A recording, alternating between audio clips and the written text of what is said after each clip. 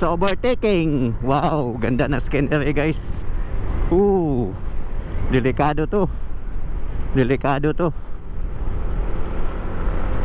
Delikado. Hunas pala guys. Low tide, low tide. Based sa experience ko guys, sa Gold Runway GRX 50, maganda siya guys, kasi malakas yung buga niya. Malakas yung buga. GRX 50.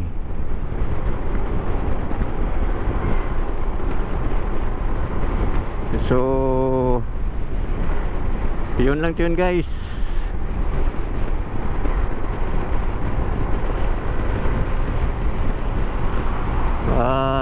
Mauna tayo konti kasi malayo-layo pa tayo.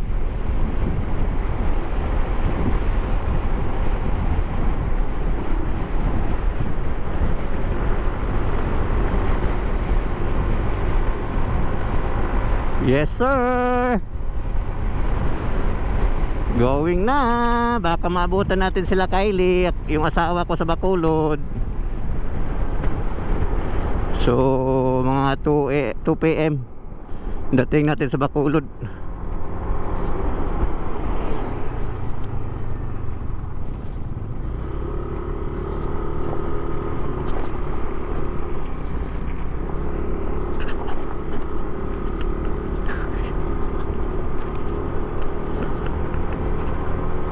Yes sir, here we go. Fisherman Motovlog. Samahan nyo ako sa aking munting vlog. Medyo matagal tayong hindi nakapag-vlog guys. So here we go again. Masasabi ko lang sa Gold Runway na MDL, sobrang ganda guys gamitin, kasi malakas siya, malakas talaga. Lalo na pag espalto yung daan, makikita mo yung situation, makikita mo yung espalto na maganda yung kuha ng espalto. Kaya recommended ko Gold Runway GRX 50. So yun ang masarap gamitin guys.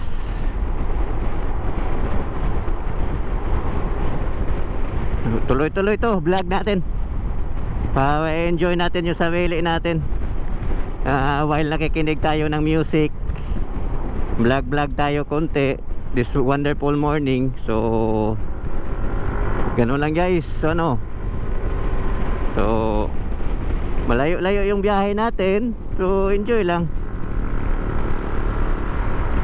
Enjoy lang.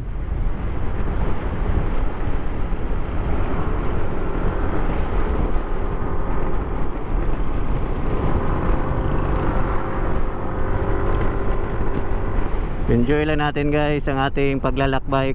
Dahan-dahan lang. Minimum 60.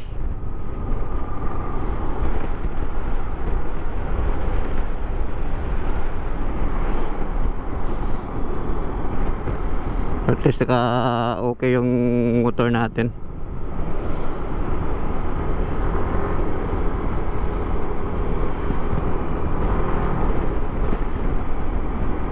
Matagal-tagal na tong truck dito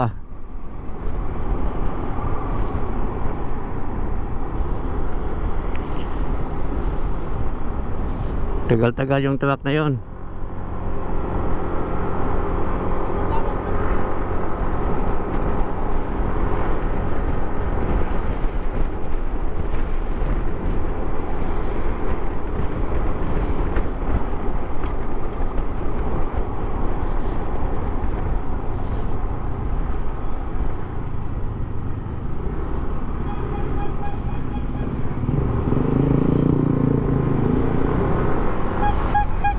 Let's go.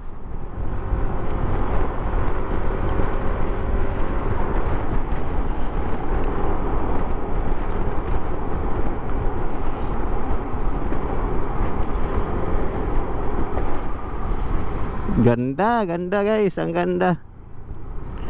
So malayo-layong biyahe to guys.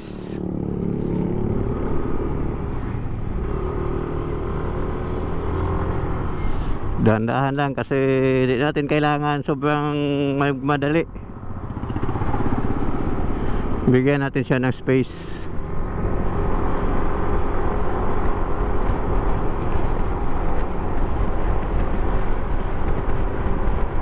Bigyan natin ng space.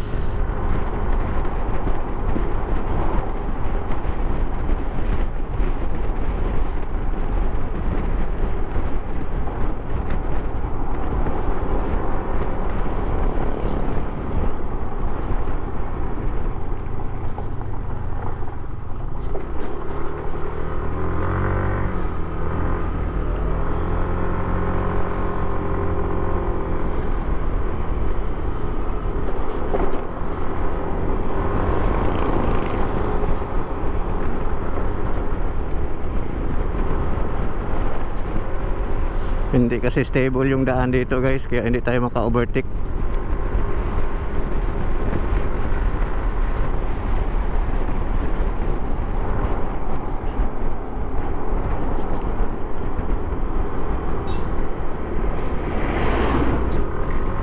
Thank you, thank you.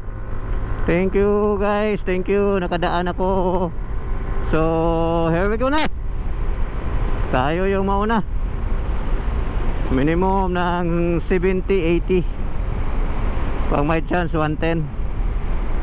So hindi tayo nakaabot ng 110 talaga kagabi. Delikado eh. Delikado talaga sa aso. Muntik na ako na kuan kagabi sa pusa. Buti na lang hindi tumuloy yung pusa eh. Yeah, isa yan talaga sa mga dahilan na malayo pa lang nakapokus ka talaga sa daan kasi pusa, grabe yung pusa guys.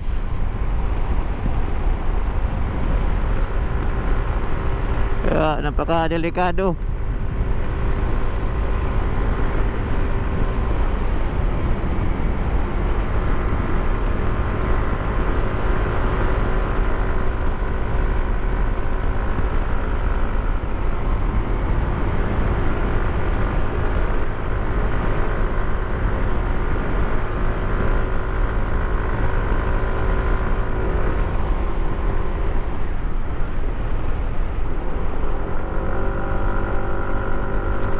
Sarap magpatakbo sa mga ganito na daan. Yun.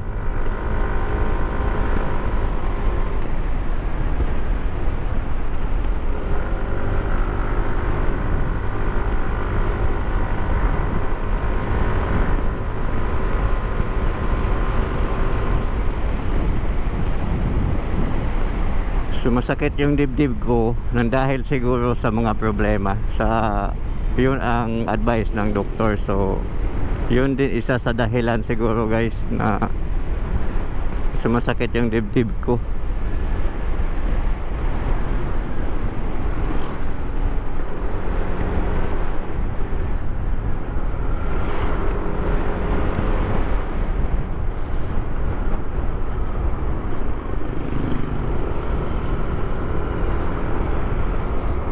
So yun lang. Dito na naman tayo, sunod-sunuran. Sunod-sunod talaga tayo guys kasi no choice tayo eh, malalaki yung nakauna eh. Hindi pwedeng mas mauna tayo sa kanila, bigyan natin sila ng space. Safe, yung mga safe driving ba, hindi tayo basta-basta papasok. Yan yung mga tinatawag na safe driving in that situation. Yan yun guys.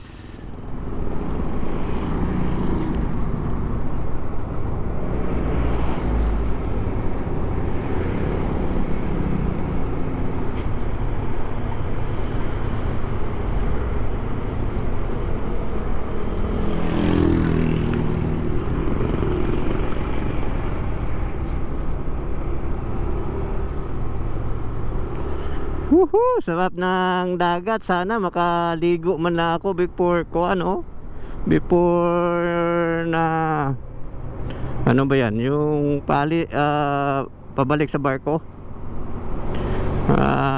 Sana makaburakay man lang tayo kahit paano, ha.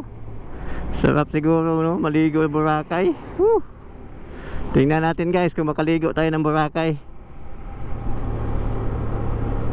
Hanap tayo ng way.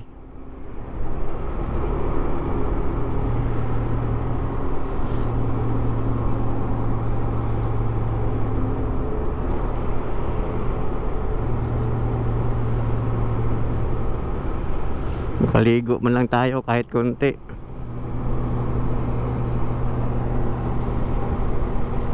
Yun ang maganda eh.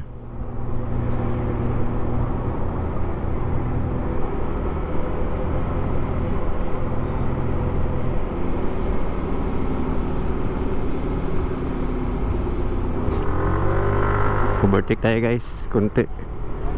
Overtake tayo konti.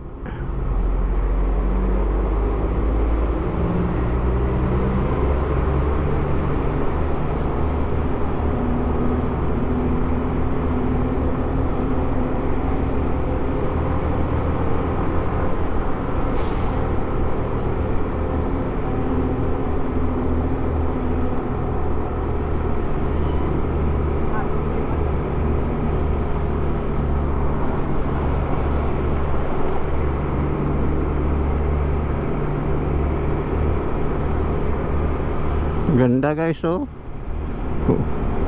Ganda yung kuha nila. Ganda yung view. Kaso nga lang, ang kitid ng daan la dito. Pakadelikado.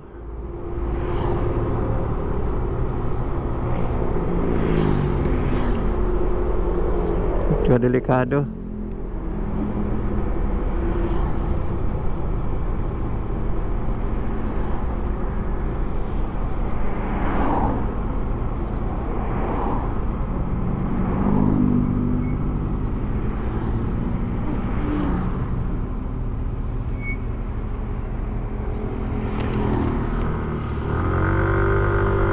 Thank you.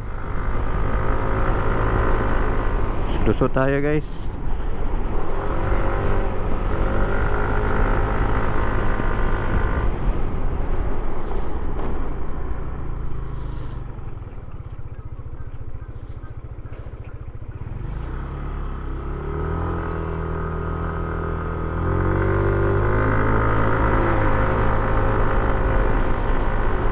Okay, let's go.